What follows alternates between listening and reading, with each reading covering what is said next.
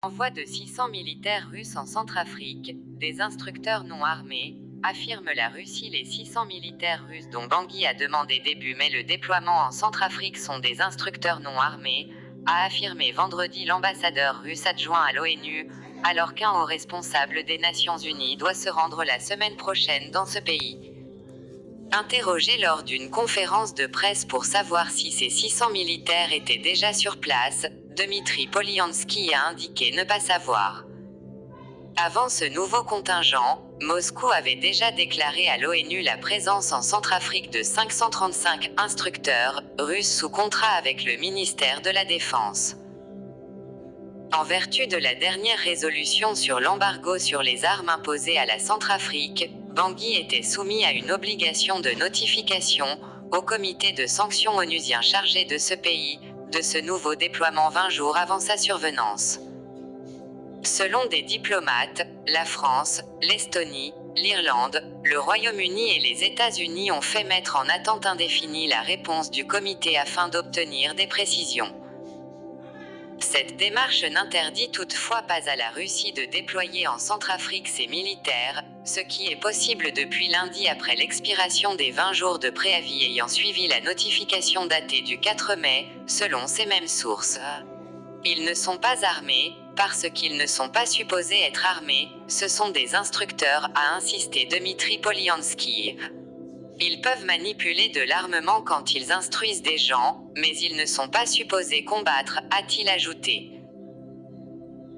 Interrogé jeudi lors d'une visioconférence de presse sur les relations entre les militaires russes et les casques bleus déployés en Centrafrique, le secrétaire général adjoint de l'ONU pour les opérations de paix, Jean-Pierre Lacroix, a souligné l'importance d'une coordination pour éviter tout accrochage, admettant des incidents dans un passé récent.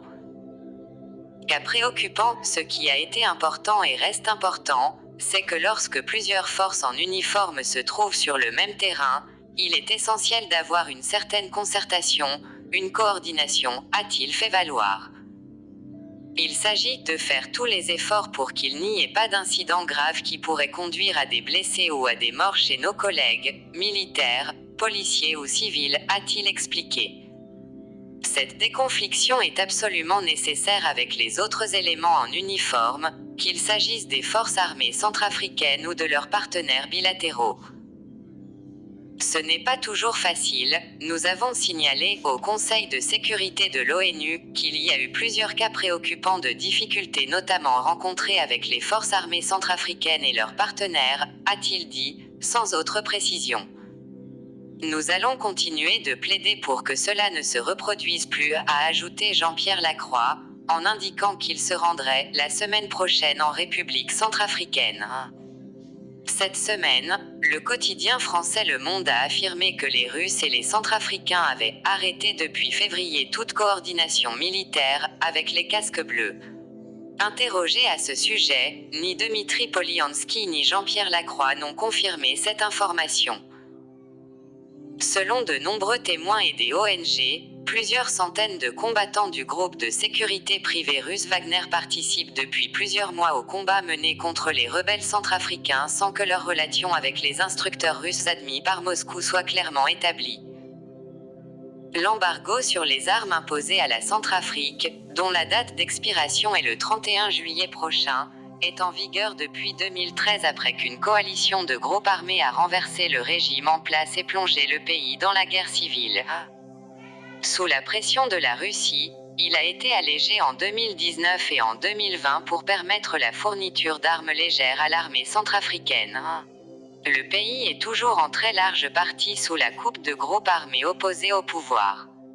En mars, l'ONU avait décidé d'augmenter progressivement de 690 casques bleus les effectifs de sa force de paix MINUSCA, déjà forte de 420 militaires et policiers.